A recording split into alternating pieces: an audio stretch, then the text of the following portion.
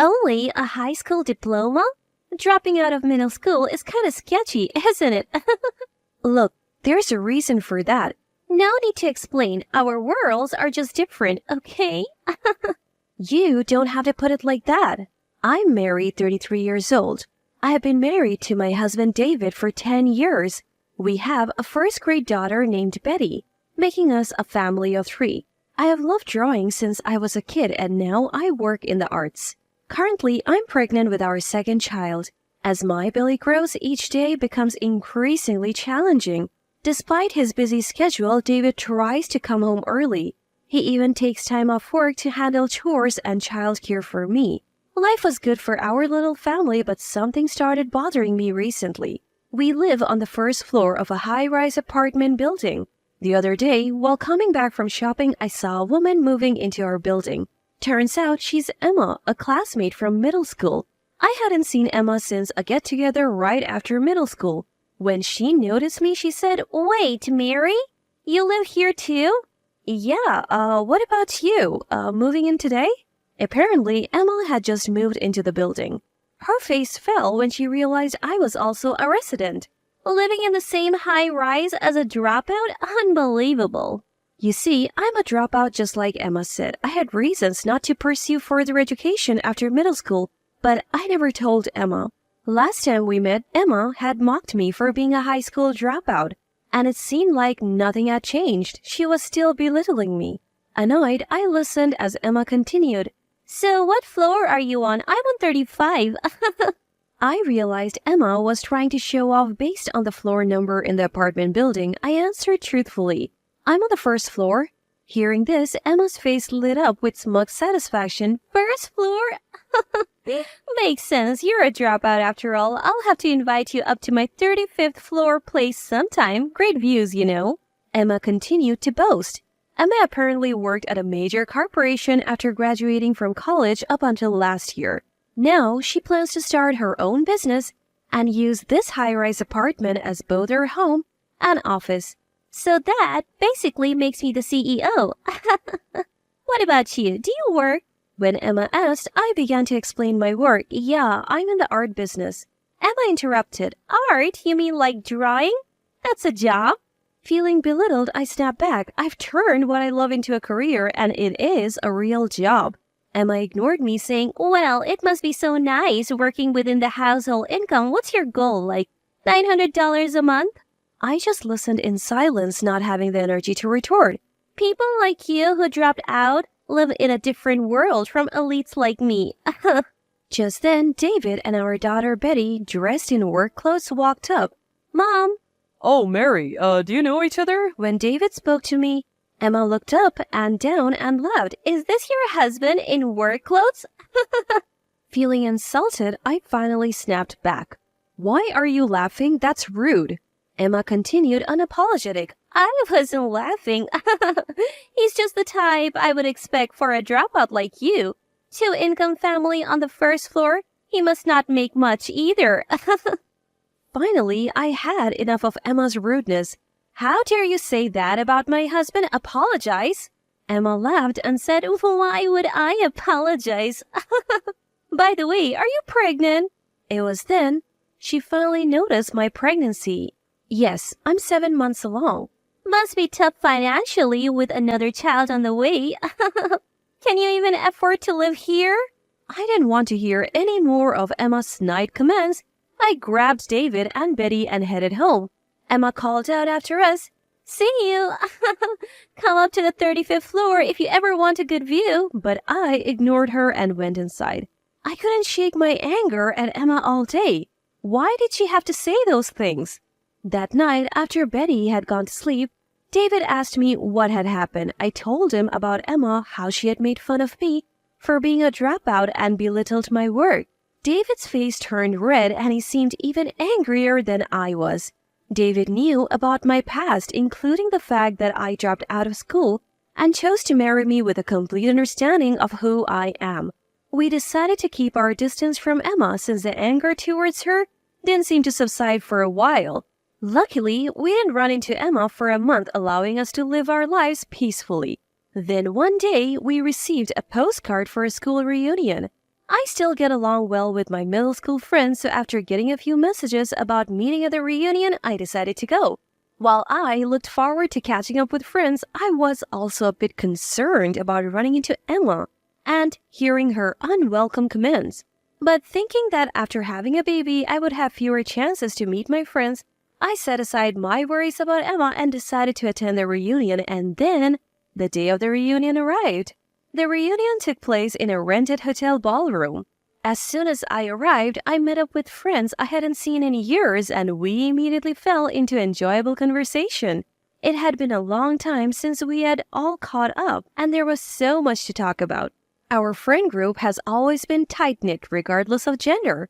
Some have become mothers, others fathers, and we all love catching up about our families and careers. But then, out of the blue, we heard Emma's voice from behind. Ugh, breathing the same air as poor people is making me sick. As expected, Emma had shown up too. We hadn't noticed her since we were only speaking with friends we were actually close to. Emma was wearing heavy makeup and a flashy dress that seemed out of place. Both my friends and I sighed at her over the top appearance and her consistently bad attitude. Even back in middle school, she was self-centered and made awkward comments. She was someone we tended to avoid. Nothing has changed. Even now at 33, she is as obnoxious as ever, and we couldn't help but roll our eyes. One friend finally broke the silence. Emma, who are you calling Pool? She replied, who else? But Mary, she's a dropout, so she's poor and lives on the first floor. I live on the 35th. It's like a master-servant relationship. Emma laughed after saying this. A few friends were angered by her comments and confronted her, but Emma showed no signs of remorse. She continued, if you don't want to be called poor, why don't you move to an older apartment that suits you? Haha. Completely oblivious to the looks she was getting, she continued to belittle me. Why don't you just leave, you $900 a month earner? From this reunion and from that fancy apartment building. Hearing this, my friends looked puzzled and asked, Mary, do you only earn $900 a month? I replied, no, that's just what Emma believes. While we were talking, Emma interrupted, what are you two whispering about? Mary's living comfortably on her husband's income, doing a part-time job because she's a dropout, and I am a CEO. That's when a male classmate nearly spoke up. Emma, do you not know Mary is a well-known artist? Upon hearing this, Emma looked baffled and asked, an artist? Who cares? I decided to come clean with Emma, not wanting to let her arrogance ruin the mood of the reunion any further.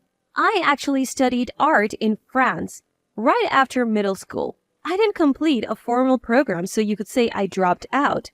Upon hearing this, Emma scoffed. What? France? Studying? Art is just a hobby, isn't it? You're still a dropout who ran away because you didn't want to study. Emma clearly didn't get it, so I elaborated a bit more. I spent several years training, and now I manage an art gallery while also creating my own works. Believe it or not, I have fans and have even held my own exhibitions. Some classmates here have even bought my art. In reality, I was a young artist known within certain circles. After training in France, I returned to New York and kickstarted my career as an artist, which finally blossomed in recent years.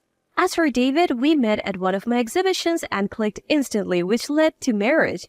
Even with all this explanation, Emma still didn't seem to get it. Come on.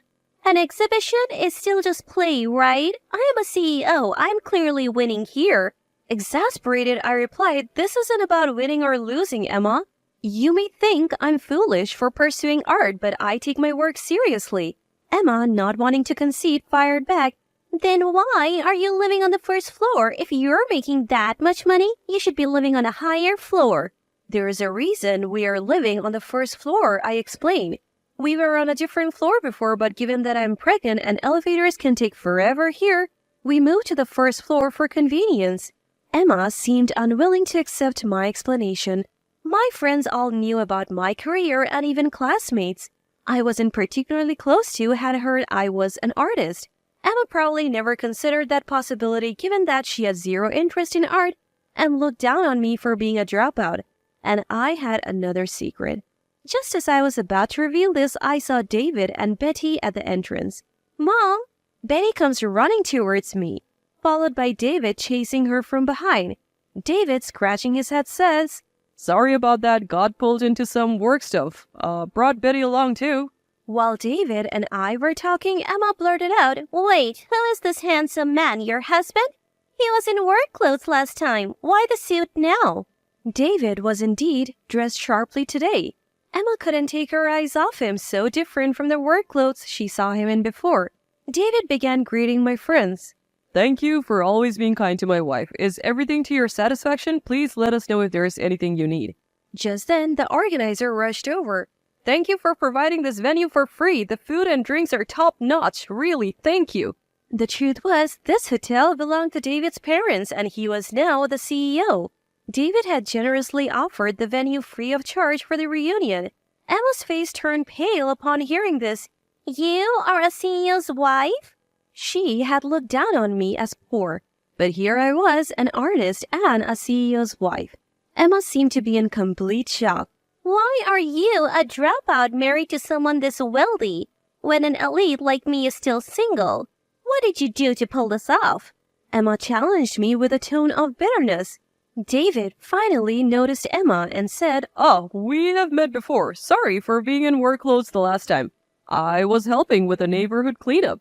As the owner of the high-rise apartment, it's important to maintain good relations in the community. Emma's face turned pale. Wait, you own that high-rise? Your family owns it? In fact, David owns that high-rise. His family has been wealthy for generations, involved in hotel management and owning multiple properties. We live in one of those properties, the high-rise in question. Emma stood there stunned, unable to come up with a retort.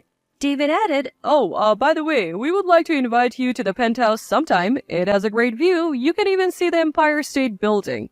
Emma was shocked again. The penthouse? But don't you guys live on the first floor? Hearing that, I decided to tell her the truth. I told you before I'm pregnant, so we made the first floor our home as well. Basically, both the penthouse and the first floor are ours. Emma was speechless, her body limp with disbelief. With that, I noticed that the friends around us had gone silent, listening intently to our conversation. Feeling like I had ruined the atmosphere of the reunion, I began to head for the exit with David and Betty in tow. As I was leaving, Emma mumbled, A dropout acting so cocky. I turned to my daughter, who could probably hear Emma's comment. What matters most is what's inside. Never look down on people. Betty nodded and cheerfully replied. Then Betty turned to Emma and said, Emma, if you keep making faces like that, happiness will run away from you. Everyone in the room burst into laughter. The atmosphere improved, but Emma, now a laughingstock, ran out of the venue blushing. The reunion proceeded in good spirits, and I enjoyed the rest of the evening with my friends. They too had been mistreated by Emma in the past, so Betty's last word made everyone feel relieved. Months passed and we never encountered Emma at the high-rise again. So one day when David came home, he told me that Emma had finally moved out of the luxury high-rise. According to David, turns out Emma had been skipping rent for 3 months. I even had a lawyer come in to issue an eviction notice. She then skipped town almost overnight. Hearing this, I was floored. David mentioned that the room Emma had rented was left just as it was, furniture, clothes, and all. Apparently, she took her expensive stuff and computer but left everything else as it is. At first, I suspected something shady, but soon after, I got an update on Emma from a friend. Turns out Emma was pretending to be a successful entrepreneur, but in reality, she was practically jobless. She had some savings from her corporate days, allowing her to live comfortably for a while. But of course, that lifestyle couldn't last. She couldn't pay the rent anymore and had to move out. She didn't even have another place lined up, so she left her furniture and clothes behind because she didn't have the money to dispose of them. Learning the truth, I was thoroughly disgusted by how Emma remained a burden to others till the end.